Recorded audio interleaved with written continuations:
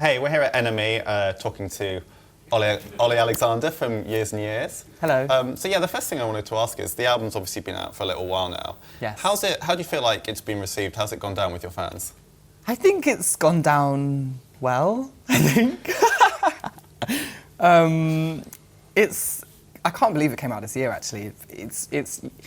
I think with this one, like, second album was so nerve-wracking because, I don't know, like, obviously in some ways you're like so happy there's like an audience there waiting for you to release new music, but the pressure was kind of intense. But I feel like the fans like really loved it. I hope they did. I felt the love.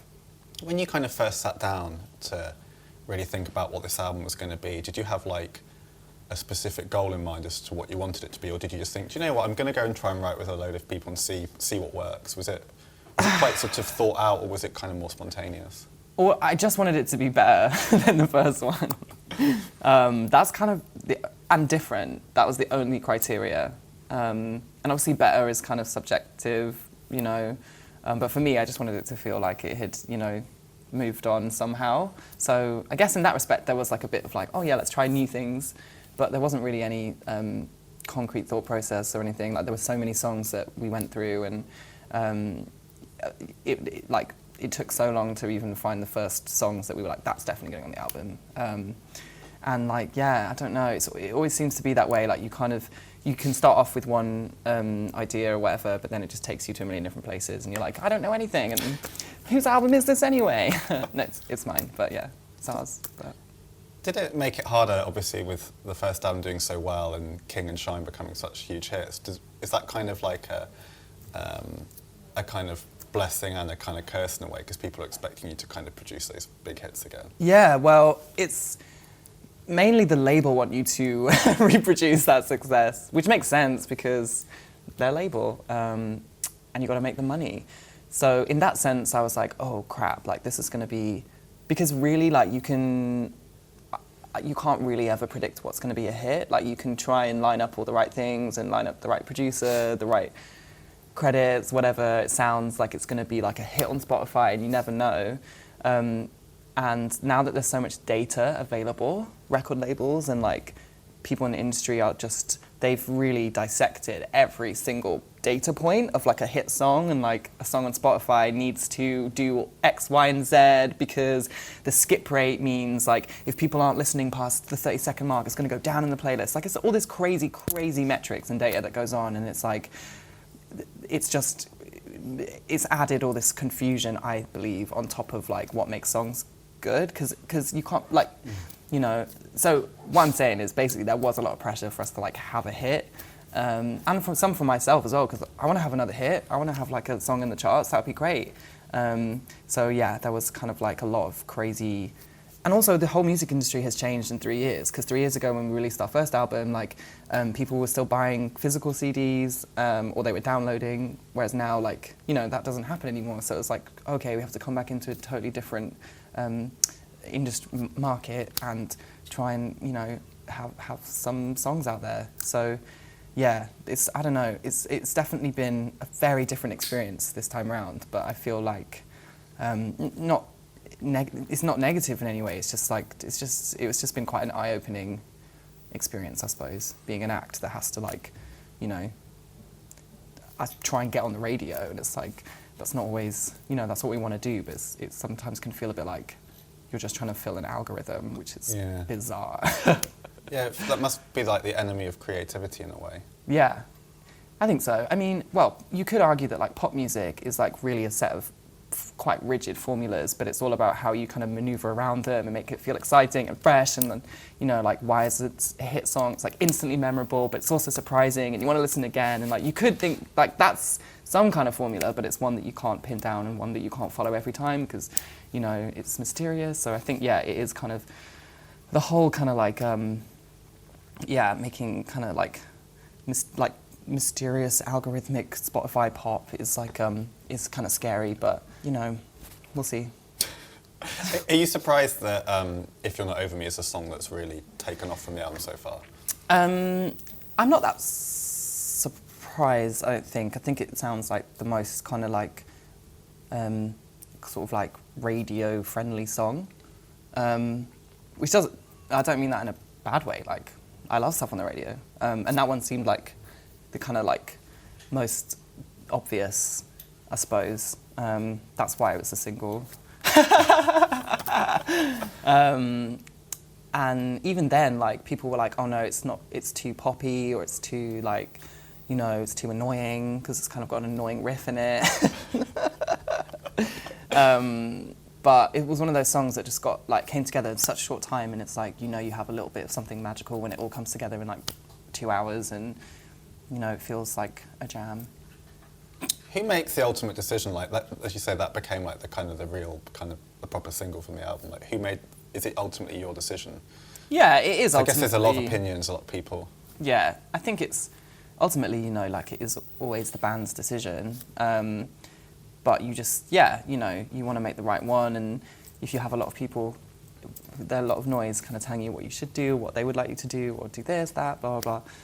And in the end, you kind of just try and listen, and then I think it's important to, like, yeah, actually mention that we always do have, you know, the final say. Like, I think that's quite important for artists, you know, like, you got to listen to your team and your label and everything, but I think if you don't feel like it's right, then you should be able to just be like, nope. The other really exciting thing that you've got this year is like your biggest tour yet, Yeah. playing the O2. I know.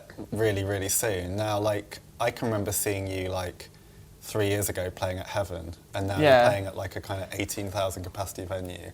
How do you kind of, every time you step up and play like an even bigger venue, like what is your thought process? Do you think, oh my God, I've got to change the show, I've got to make it bigger, or do you try not to kind of think about it too much? Well, I feel like it's not, yeah, you do want it to be better than before. Well, I do.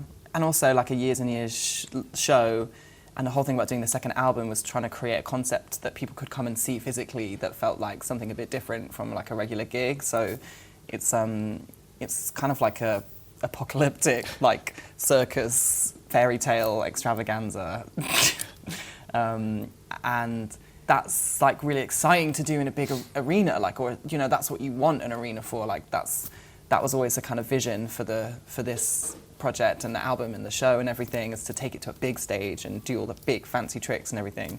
And in reality, that's like very expensive, but we are going to be able to do it here in the UK, which is like, you know, that is literally a dream come true. I've always wanted to like conceptualize a whole show, and, you know, that's not just about performing the songs, it's about other elements as well, and that's been really, really, really fun, so I'm excited to do that. I think that's important to do, because it feels like with Years and Years, you're a band that people kind of really buy into. It's not just like, there are some artists who people probably buy the album because they like the songs and that's it. With Years and Years, it feels like it's kind of a little world that people want to be part of. Aww. Especially, I mean, I've been to your gigs, like, especially with a lot of the, I guess, the kind of younger female fans. They're like so into it. Yeah, Is that why you want to create something that's like an experience and not just a gig?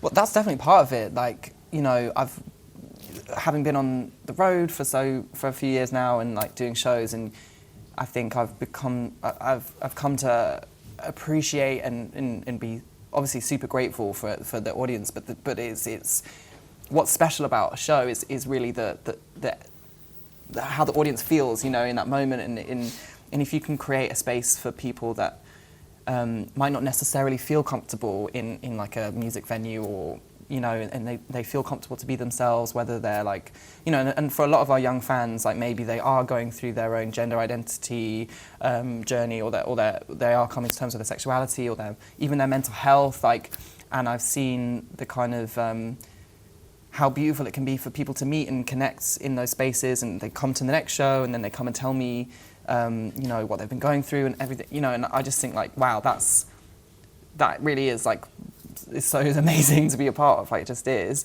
And also, you know, I just like really think, I love artists that have done that, you know, that have created their own, even like Gaga and the Monster Ball tour, but also, you know, like Bowie and Prince, and like Britney, like Madonna, like they had a tour and it was a show and there were dancers, and you were like, wow, this is so like entertaining. Like, I want to entertain people. So that's why too. Yeah, and like with those, especially like with like Madonna and Bowie and Prince, people still talk about those tours Those like tours, now. yeah. Like, people still, oh yeah, Blonde Ambition, like it becomes a thing that's going to really kind of resonate for years to come, I think. Yeah, I hope so. I hope so. It will be, yeah, you just want to leave people with a memory, you know, a good one. I feel like with your shows, and this is something that a few artists have been discussing recently, like it's a sort of gig where you could go by yourself and you probably meet someone else by themselves and have a really nice time. It's that kind of atmosphere where it wouldn't be like awkward to like Totally. go in by yourself. I hope so, yeah, totally. It's non-judgmental, like it's not, you know, it's all about being kind of, it's positivity and inclusivity and, you know, letting go a little bit and being weird. Being yourself. Have you thought about what you're going to do with all the props after the tour finishes, though? Well, yeah, I don't know. There's like, on our last tour, we had this giant LED like kind of wall that was made up of all these different LED boxes, and they all, you know, now they're just like in a backyard somewhere, like basically scrap metal. Well, I saw Lily Allen said that when she did her She's tour, she had these like giant milk bottles on stage because she was like, it was all about her being a young mum, and she's like, you know, I'm still paying for them. They're in storage in Gunnersbury. I've got 8. And no one said to me like, what are you going to do with these giant milk bottles afterwards? No, it's true. Also, like outfits and costumes, like and stuff, they just take up a lot of space. And you're like, I mean, I want to keep them in case, like, you know, I get real famous and I have a retrospective and I can be like, here's all my outfits, guys. It's kind of an auction. Or an auction. Yeah, if I'm short of cash, yeah, I can just auction them off. But they take up a lot of space. No one tells you that either. Stuff no one tells you about being a pop star. It's pay for storage. Awesome. Well, yeah, thank you so much. Oh, thanks. Great.